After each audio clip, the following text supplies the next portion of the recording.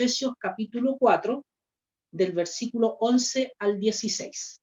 Esta era, como le digo, la clase de la semana pasada, que no realizamos, pero para no quedar cortados y siendo una parte importante, la vamos a tomar hoy, y con la ayuda del Señor, la que tocaba hoy, vamos a tratar de a través de un video suplirla durante la semana. El Señor nos bendiga y nos dé de su gracia. Amén.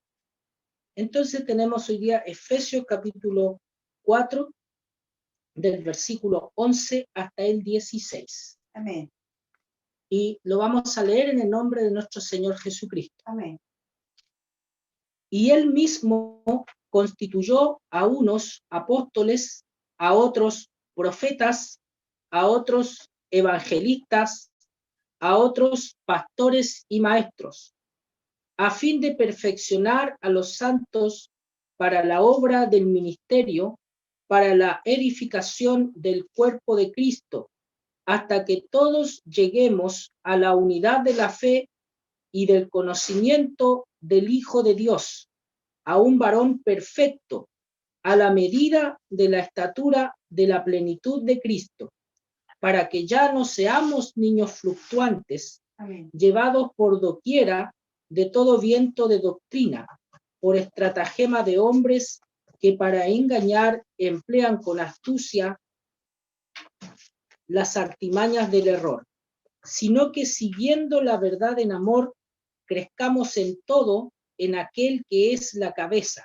esto es Cristo, de quien todo el cuerpo, bien concertado y unido entre sí por todas las coyunturas que se ayudan mutuamente, según la actividad propia de cada miembro, recibe su crecimiento para ir edificándose en amor.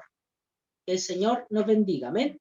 Dios bendiga esta porción entonces de su palabra en nuestros corazones. El Señor nos ayude y nos dé la gracia, amén. Tenemos, como decía, esta palabra tan importante, ¿cierto?, para nosotros como creyentes, como hijos de Dios, que conformamos una iglesia, conformamos un cuerpo. Aclarar, hermanos, que la iglesia es una sola, la iglesia es una sola y está conformada por todos los creyentes en el Señor Jesucristo, en todos los lugares y en todas las épocas. Quiero decir que nosotros somos parte, hermano, de un cuerpo tan grande, somos parte de un edificio, ¿cierto?, tan grande y compuesto por tantas variadas personas en todos los tiempos. Por eso, hermano, es que nosotros somos hermanos de aquellos que ya pasaron, que ya están en la presencia del Señor, como aquellos que aún no han llegado al conocimiento de Cristo, pero que ya están en su voluntad de que sean añadidos a su iglesia, y lo será en el tiempo predeterminado por el Señor. Por eso es que cuando el Señor Jesucristo ora en el Evangelio de Juan, capítulo 17, dice, Él ora no solamente por los discípulos, por los 12 discípulos que el Señor tenía, sino que Él ora, dice, por todos los que iban a creer por la palabra de ellos.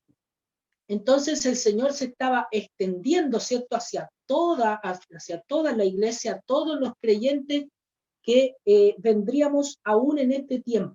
Así que la iglesia, como decía, es una sola. Nosotros somos miembros de este cuerpo, de esta iglesia, y incluso nuestra denominación, ¿cierto?, la Iglesia Unida Metodista Pentecostal, no es una iglesia aparte, sino que somos parte de la Iglesia Universal de Cristo Jesús. Amén. Y nosotros como cuarta iglesia, ¿cierto?, somos una iglesia local. Sin embargo, también somos parte de la iglesia de Cristo Jesús. Amén. Entonces, hermano, esta iglesia, este cuerpo, ¿verdad?, como lo llama aquí el Señor, o también como lo insinúa, ¿cierto?, al hablar de edificar un edificio, ¿cierto?, un cuerpo o un edificio, esto, hermano, es edificado y construido por el Señor. Amén. Si usted ve en el Salmo 127, ¿cierto?, ahí dice, el Salmo 127 dice, si Jehová no edificare la casa, en vano trabajan los que la edifican, ¿verdad? ¿Qué quiere decir esto? Que el que construye es el Señor. Y si nosotros trabajamos, pero fuera del ámbito en el que trabaja o cómo trabaja el Señor, estaríamos trabajando en vano.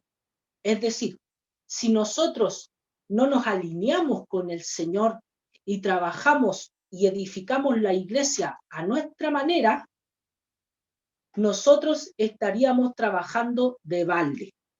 Amén. Estaríamos haciendo un esfuerzo que no va a tener el fruto que Dios quiere que tenga. Si nosotros edificamos y trabajamos aparte de la voluntad de Dios, sin la dirección de Dios y sin usar las herramientas que el Señor dispone para este trabajo, que solamente se puede hacer con su poder, nosotros estaríamos trabajando en vano. Amén.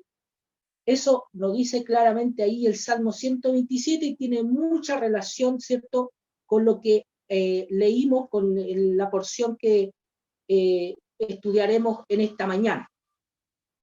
Porque el Señor dice, el Señor Jesucristo dice, bajó a la tierra, descendió, dice, a las partes más bajas de la tierra, dice el texto, ¿verdad? Y luego dice, subió para llenarlo todo, dice, y repartió dones a los hombres. ¿Cuál es la importancia, cierto, de esto y por qué el Señor dice repartió dones a los hombres? El apóstol Pablo en una de las cartas a los Corintios, en la primera carta a los Corintios, dice que la manifestación del Espíritu, dice, es para provecho. El don espiritual es una manifestación del Espíritu, es algo dado por el Señor, es algo que el Señor manifestó y le concedió a alguien, dice, debe ser para provecho. ¿Qué quiere decir? Que es una herramienta que se utiliza para el bien de alguien más. No es para beneficio personal ni para ningún fin egoísta, sino que es para provecho de la iglesia, para edificación, como lo vemos en esta porción que estamos estudiando hoy día. Y vamos a comenzar con el versículo 11, y aquí voy a requerir la ayuda de mi hermana Génesis. Mi hermana Génesis sabe gramática más que yo, ¿cierto? ¿Sí? Sabe gramática, ¿sí? Ya. Entonces vamos a necesitar aquí que Génesis participe en esto. Fíjese, dice, el Señor, dice, constituyó a unos apóstoles, a otros profetas, a otros evangelistas, a otros pastores y maestros. Ya. ¿Cuántos, Génesis, cuántos dones hay ahí?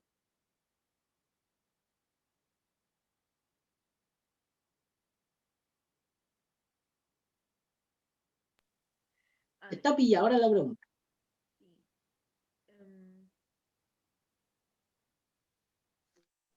Apóstoles, profetas, ¿Ya? evangelistas, y después ¿Ya? dice a otros pastores y maestros, pero los nombra juntos como si fueran uno solo. Entonces podría decirse que son 4, si es que pienso bien. Correcto. ¿Por qué? ¿Por qué? Porque dice, el Señor constituyó a unos, dice, apóstoles, a otros profetas, a otros evangelistas y a otros pastores y maestros. Son 5 dones, digámoslo así, pero hay 4 personas o personas que tienen dones, ¿cierto?, involucradas. Pastores y maestros sería una sola persona que ejerce 2 funciones, el de pastorear y el de enseñar. ¿Por qué? Hoy en día está extendido mucho en la iglesia, en la parte de la iglesia, una doctrina que se llama neocarismática o neopentecostal, donde se abusa de los dones espirituales y se los pone incluso más por sobre de donde la misma palabra del Señor lo dice que están. Entonces, Se habla hoy en día del ministerio quíntuple. Si alguna vez usted ha escuchado o ha leído alguna vez alguien que hable del ministerio quíntuple, lo que quieren decir ellos es que hoy día, en la actualidad, el Señor está levantando apóstoles, profetas, evangelistas, pastores y maestros, y que estos 5 ministerios tienen que estar en la iglesia, y si no están estos 5 ministerios activos, la iglesia no funciona, ¿ya? ¿Qué quiere decir? Que ellos están diciendo que se necesita que haya apóstoles, que haya profetas, que haya evangelistas, pastores y maestros. Pero sabemos nosotros, hermanos, que lo que señala aquí, ¿cierto? El apóstol Pablo está hablando del principio de la iglesia, cómo fue edificada, ¿cierto? En un principio, cuando usted construye una casa y tiene distintos especialistas, a lo mejor, ¿cierto?, para construir una casa, y llama a un grupo de maestros, yo estoy haciendo un ejemplo, por supuesto que hay maestros albañiles, ¿cierto?, que saben hacer todo el trabajo de una casa, pero supongamos que vamos a dividir la tarea, ¿cierto? Y vamos a encargarle a algunas personas que son expertas, por ejemplo, en poner cimiento, ¿ya? Lo llamamos, ¿cierto?, este grupo y trabaja en el cimiento. Terminó el cimiento, perfecto, adiós, les pagamos, se van. Quienes vienen, los que tienen que trabajar en levantar los muros, ¿cierto?, hacer las otras cosas que hay que hacer, la losa, qué sé yo, etcétera. Yo no sé de albañilería, pero más o menos términos básicos, ¿cierto? Entonces vienen los que son expertos en poner la losa, vienen los expertos en hacer el piso, etcétera, ¿ya? Aquí es lo mismo, hermano. Aquí el Señor está hablando de cómo se fue edificando la iglesia.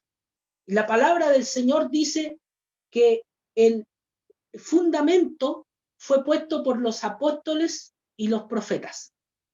¿Ya? El fundamento fue puesto por los apóstoles y los profetas. Y el fundamento, dice, es Cristo. Si nosotros ya tenemos el fundamento y ya fue puesto por los apóstoles de Cristo, los apóstoles que nos señala la Biblia, ¿cierto?, y por los profetas que están en la Biblia, entonces ya no necesitamos más apóstoles ni más profetas porque ya fue puesto el fundamento. Amén. El apóstol, ¿cierto?, al que se refiere la palabra del Señor, aquí específicamente se está refiriendo a los apóstoles que el Señor Jesucristo llamó, ¿cierto? Pedro, Juan, Jacobo, Mateo, ¿verdad? Todos ellos, los apóstoles, ¿cierto? Más Matías, que fue el que reemplazó a Judas, ¿cierto? Cuando ellos llamaron, ¿verdad?, a que se pudiera escoger al reemplazante de Judas para que siguieran siendo 12. Después también el Señor llamó al apóstol Pablo, y hay algunos otros, ¿cierto?, hombres que podrían considerarse como apóstoles porque tenían una tarea muy importante. Pero los apóstoles como tal, ¿cierto?, son estos, ¿cierto?, los que nos dice la Escritura. Después de eso no hubo más apóstoles porque no era necesario, porque la iglesia ya había sido fundamentada. La palabra del Señor y la revelación que nosotros necesitábamos está en la Biblia, está en las Escrituras. Lo misma tarea, ¿cierto?, con los profetas. ¿Qué es lo que hacían los profetas? Los profetas aclaraban, ¿cierto?, o hacían más personal el mensaje, el mismo mensaje de los apóstoles. Ellos no podían tener una revelación superior a los apóstoles, no podían tener una revelación diferente a los apóstoles, porque apóstoles y profetas tenían que trabajar juntos edificando a la iglesia. Los profetas, como decía, del Nuevo Testamento, los profetas lo que hacían, ¿cierto?, era edificar a la iglesia dando, ¿cierto?, palabras prácticas, mensajes, ¿cierto?, donde el Señor aplicaba la revelación de Dios y el Evangelio lo aplicaba a las vidas de las personas y a la vida de la iglesia. Amén. Era edificada la iglesia del Señor y ese fundamento, ¿cierto?, ese fundamento quedó en la Biblia, en el Nuevo Testamento. Amén.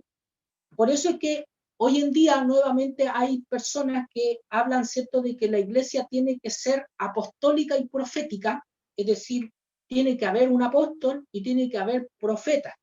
Y generalmente, hace un tiempo atrás se dio una discusión por ahí, ¿cierto?, entre algunos pastores, algunos hermanos de diferentes congregaciones, ¿cierto?, conocidos míos, que decían, bueno, ahora está de moda, ¿cierto?, que el pastor ya no es pastor, sino que es apóstol, porque como que le da más caché, ¿cierto? Es apóstol, y la señora del apóstol es la profeta, ¿verdad? Pero eso está fuera de todo lo que el Señor, ¿cierto? El Señor nos dice a través de su palabra. Amén. La revelación que traían, ¿cierto? Y este fundamento que traían los apóstoles y los profetas es irrepetible. Hoy día nosotros no podemos tener esos ministerios a la misma altura porque la revelación de Dios ya fue dada y nosotros necesitamos seguir edificando sobre la revelación que es la palabra del Señor, que son las escrituras. No necesitamos, ¿cierto?, una revelación extra, sino que necesitamos entendimiento de esta revelación que es la Biblia. Amén. Y el Señor, a través de su Espíritu Santo, va alumbrando, ¿cierto?, nuestra mente, nuestro corazón. Oramos al Señor, pedimos que Dios tenga misericordia, nos muestre, nos hable, ¿cierto?, a través de su palabra. Y Dios, ¿cierto?, nos va dando entendimiento, nos va dando gracia. Tenemos que muchas veces orar y tenemos que también estudiar y esforzarnos y hay que quemarse también las pestañas, ¿cierto?, para poder entender, porque el Señor en su gracia trabaja de esta manera. Amén, trabaja de esta manera. Así que, mis hermanos, como decía, lo que nos queda, ¿cierto?, ahora, este tipo de evangelistas, ¿cierto?, eran personas que transmitían o tenían un don especial para poder transmitir el evangelio, ¿ya? Para poder transmitir el evangelio y que las personas, ¿cierto?, pudieran llegar al conocimiento del evangelio y se convirtieran. Ahora, eso no significa que una persona que no tenga, entre comillas, el ministerio de evangelista, no puede evangelizar. Porque eso, mi hermano, nos trae, ¿cierto?, la excusa y decimos, entonces, bueno, yo no soy evangelista, por lo tanto yo no voy al punto, por ejemplo. O yo no tengo para qué hablarle a las personas, ¿cierto?, del Señor, porque eso lo tiene que hacer el evangelista de la iglesia, por ejemplo. ¿Ya? Yo no soy, así que yo me excuso de eso. No, no quiere decir, sino que lo que quiere decir es que había personas, ¿cierto?, a quienes el Señor utilizaba de manera especial para esa tarea y los dotaba, ¿cierto?, con una gracia especial para eso. ¿Ya? Luego tenemos, ¿cierto?, pastores y maestros. Como decía, este es un solo ministerio, que tiene dos funciones. Pero, aunque uno las ve como separadas, si uno se fija, estas están muy ligadas y muy unidas. ¿Cómo puede pastorear alguien, cierto? ¿Cómo un pastor pastorea sin enseñar? Yo no me lo imagino. Siempre, de alguna manera, un pastor tiene que enseñar. Lo hacemos de distinta manera, ¿cierto? Algunos lo hacen con ejemplos más gráficos, ¿cierto? Algunos lo hacen con experiencia. Hay algunos, ¿cierto?, que quiero decir con la experiencia de su forma de vida, ¿cierto? Enseñan con el ejemplo, ¿verdad? Enseñan, ¿cierto?, la palabra de Dios. Algunos tienen más conocimiento de la palabra de Dios, otros menos, pero eso es secundario. Amén, eso es secundario. Pero sí, siempre usted va a ver que un pastor lo que hace es enseñar. Cuando está aconsejando, cuando está conversando con alguien, cuando está, ¿cierto?, formando los grupos y haciendo, ¿cierto?, líderes, capacitando, ¿cierto?, jefes de grupo o enseñándole a alguien, ¿cierto?, la palabra del Señor, al recién llegado o al que lleva más tiempo, pero siempre, siempre la parte fundamental de pastorear es la enseñanza. En diferentes niveles, de diferentes formas, a través de un estudio bíblico o a través, ¿cierto?, de una predicación o a través de una conversación. Amén. Pero siempre está muy ligado y muy mezclado lo que es el pastorear con la enseñanza. Por eso yo creo que todo pastor enseña. Todo pastor de algún modo es maestro. Ahora sí existe la posibilidad de que el Señor a algún hermano, ¿cierto?, le dé el don de la enseñanza y que no sea pastor, ¿verdad? Ahora, insisto, todo pastor enseña, no todo maestro es pastor. ¿Se entiende? Que el Señor nos bendiga y nos dé la gracia. Amén. Entonces, siguiendo, ¿cierto? ¿Cuál es el fin de estos dones? ¿Para qué el Señor llama a hombres? ¿Para qué el Señor llama a hombres y los dota para edificar su iglesia? Dice, a fin, dice, de perfeccionar a los santos. ¿Cuál es el fin? ¿Cuál es el objetivo de que haya estos ciertos ministerios en la iglesia? Es para perfeccionar a los santos. Perfeccionar o capacitar o preparar. ¿Ya? En el fondo es lo mismo. Preparar, ¿cierto? Capacitar o perfeccionar a los santos. ¿Quiénes son los santos? Los miembros de la iglesia. Amén. Los santos son los miembros de la iglesia. Es que ese no es tan santo, es que ese no. Santos se refiere, ¿cierto?, a aquellos que han sido llamados por el Señor para integrar una iglesia. El nivel que tengan de santificación es otra cosa. El nivel, ¿cierto?, que tengamos de que algunos que estamos en lucha con alguna clase de pecado, con alguna otra cosa, eso es otra cosa. Pero hemos sido santificados por el Señor porque el Señor nos apartó. Amén, nos apartó. Este pueblo, ¿cierto?, la iglesia del Señor tiene que ser preparada. ¿Por qué? Porque nosotros los cristianos creemos en que en la iglesia todos trabajan. Amén. Antes de la Reforma Protestante, en el siglo XVI, había una idea de que la iglesia estaba dividida en dos partes, el clero y los laicos, ¿cierto? Y eso existe en algunas iglesias, existe hasta el día de hoy. El clero eran los sacerdotes, ¿cierto? Los curas. Y ellos se tenían que encargar del trabajo de la iglesia. Y por otro estaban los laicos, y los laicos, bueno, si querían lo hacían, y si no querían no lo hacían. ¿Ya? Cuando llegó la Reforma Protestante, los reformadores, Martín Lutero, Juan Calvino, etcétera, muchos otros, ellos entendieron de que la palabra decía que en la iglesia todos eran sacerdotes, que todos los que son hijos de Dios estábamos llamados a ejercer el sacerdocio. ¿Qué quiere decir? Que sin necesidad de otra persona, de un cura o de quien sea, yo puedo llegar al Señor. Yo puedo orar a Dios y puedo acercarme al Señor sin la necesidad de que haya otra persona intercediendo por mí. Yo mismo puedo llevar mis peticiones al Señor. Por eso hoy en día tenemos que hacer énfasis en esta enseñanza, porque hasta el día de hoy hay muchos hermanos que le dicen a otro o le dicen al pastor, ¿cierto?, ore por mí, pero ellos no lo hacen, ¿ya? Ellos no lo hacen, ¿cierto? Sino que le encargan la tarea y como alguna gente que no es creyente y a veces me ha pedido la oración, yo creo que a lo mejor a usted le ha pasado también alguna vez, le dicen, por favor, ora por esta situación, tú que estás más cerca del Señor. Yo no me atrevo porque yo no, ¿me entiendes? Pero nosotros que somos cristianos no podemos pensar de esa manera. Nosotros que somos creyentes tenemos que entender de que Dios escucha nuestras oraciones y que sí, tenemos que pedir apoyo en oración, tenemos que pedir apoyo, ¿cierto? Es decir, por favor, mis pastores, hermanos, oren por mí, por esta situación, o les pido la oración por esta razón, claro, pero cada uno también ora por esa situación, ¿cierto? Y también se refiere a que todos en la iglesia, ¿cierto?, podemos trabajar en algo, ¿ya? Ahora, ¿qué es ese algo, cierto? Es lo que a lo que el Señor nos llama y nos entrega de manera personal. Por eso la palabra de Dios habla como de un cuerpo que tiene diferentes miembros. Un cuerpo tiene manos, tiene pies, tiene ojos, tiene orejas, tiene hígado, tiene páncreas, etcétera, y un montón de cosas, ¿cierto? Hasta órganos muy chiquititos que ni siquiera tomamos en cuenta, o cosas muy insignificantes o partes muy insignificantes que uno dice para qué es la pestaña, por ejemplo, ¿cierto?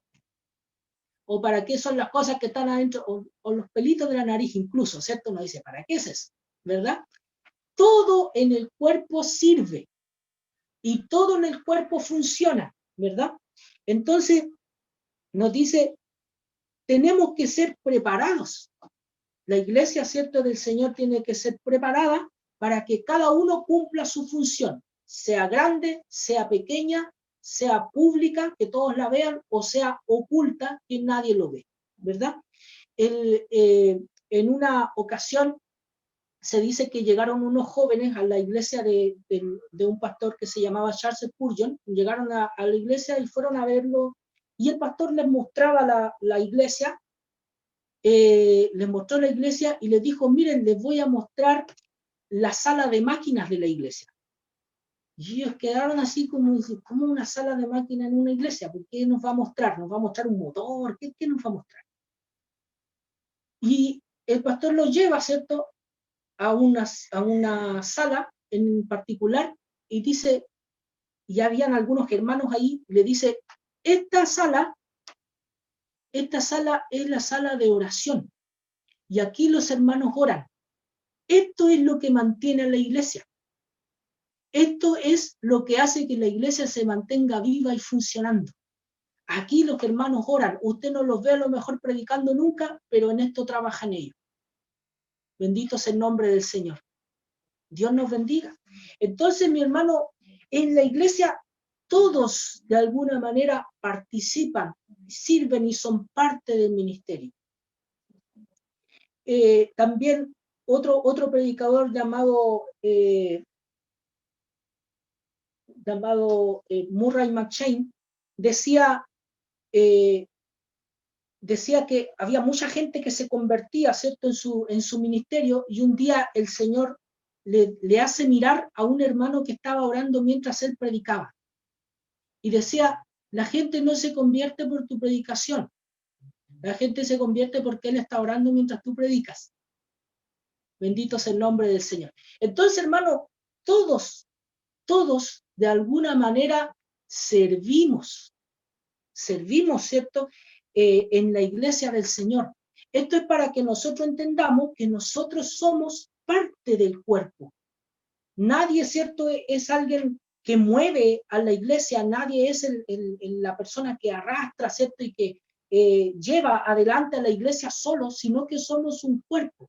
Y si funcionamos unidos, la iglesia crece, la iglesia avanza, la iglesia madura.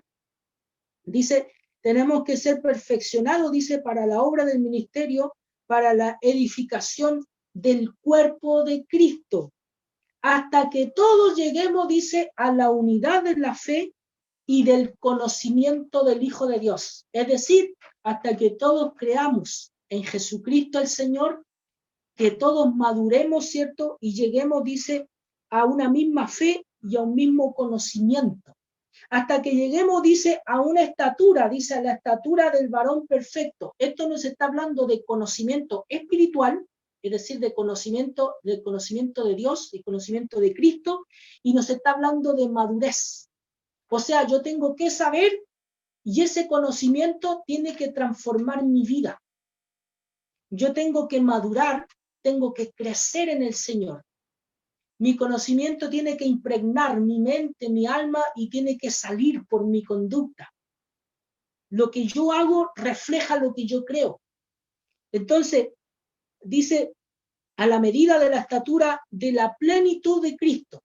¿Cuál es la meta del cristiano? Uno dice, el cielo.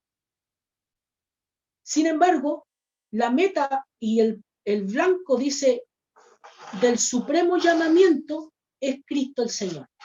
Es decir, el Señor Jesucristo, ¿cierto?, es el modelo de perfección, es el modelo de santidad, es el modelo de justicia, es el modelo de un carácter santo, es el modelo del amor. ¿Hacia dónde tenemos que llegar todos, ¿cierto?, los creyentes, los cristianos? Tenemos que apuntar a ser como Cristo. El Señor, de hecho, ¿cierto?, como lo hemos repetido tantas veces, el Señor nos llamó, dice, para ser formados a la imagen de su Hijo Jesucristo. Amén. Versículo 14 dice, para que ya no seamos niños fluctuantes, ¿cierto? El niño fluctuante, ¿cierto?, que está un día aquí, un día allá, que un día le gusta el chocolate, el otro día le gusta el manjar, bueno, un ejemplo muy simple, ¿cierto? Un niño fluctuante, ¿verdad? Indeciso, que no se sabe bien para dónde va. Amén. Tiene que llegar a la madurez, a la estabilidad, ¿cierto?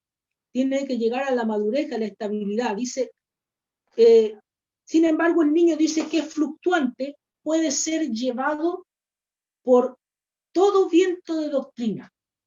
Llega una enseñanza, ¿cierto? Y el viento lo lleva al niño espiritual, lo lleva hacia un lado. Después viene otro viento de doctrina, una moda, ¿cierto? Evangélica, digámoslo así, y lo lleva para otro lado. Que el Señor nos bendiga. Dice, por estratagema de hombres que para engañar emplean con astucia las artimañas del error.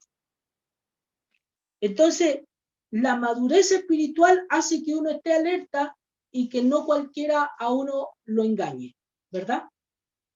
Que cualquier persona que venga, ¿cierto?, con una enseñanza, uno inmediatamente, cuando uno tiene una cierta madurez espiritual y un conocimiento del Señor Jesucristo, uno inmediatamente sabe que lo que se está escuchando, ¿cierto?, no es de Dios. En una ocasión, ¿cierto?, escuchaba a un pastor, al pastor Milton Novoa, que él decía, nosotros no tenemos que estudiar tanto sobre el diablo. Nosotros tenemos que conocer a Cristo y cuando venga el diablo nosotros vamos a saber que no es Cristo. Entonces, mi hermano, ¿en qué nos tenemos que concentrar nosotros? Es en conocer al Señor, ¿cierto? En conocer a Dios, en conocer al Señor Jesucristo, en conocer la luz. Y cuando vengan las tinieblas, nosotros vamos a saber que son tinieblas. Nosotros vamos a saber que es error cuando nosotros conozcamos la verdad de la palabra del Señor. Se va a identificar inmediatamente. Amén. Entonces, el versículo 15 dice, sino que siguiendo la verdad en amor, crezcamos en todo, en aquel que es la cabeza. ¿Quién es la cabeza? Dice Cristo. Cristo es la cabeza de la iglesia.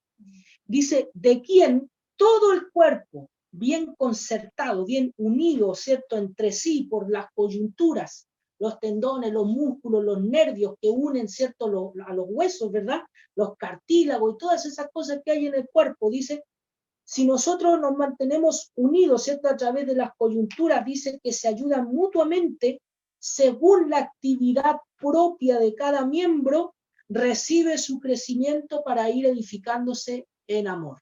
Es decir, cada miembro tiene que hacer aquello para lo cual fue llamado por el Señor, lo que el Señor, ¿cierto?, le entrega a su vida, a su corazón, tiene que ejercerlo, porque así vamos creciendo todos como un cuerpo, como una iglesia. El hermano que fue llamado para predicar, ¿cierto?, debe predicar. El hermano que fue llamado, ¿cierto?, a hacer alguna otra tarea, ¿cierto?, dentro de la iglesia. Hoy en día hay muchísimas tareas, necesidades, ¿cierto?, que surgen, ¿verdad? Como siempre, el mantenimiento, por ejemplo, de la iglesia, del lugar, ¿cierto?, donde nos reunimos, los hermanos, ¿cierto?, que oran, los hermanos que hacen misericordia. Hay hermanos que siempre están pendientes, dicen hay una necesidad en la iglesia, una necesidad en algunos hermanos, hay hermanos que están sin trabajo y ven esas necesidades y el Señor los llama, ¿cierto?, a eso. Y entonces, mi hermano, tenemos que ir trabajando de esa manera para que la iglesia sea edificada y crezca en el Señor. Hay muchísimos dones. Si usted revisa, por ejemplo, en Romanos capítulo 12 hay un listado.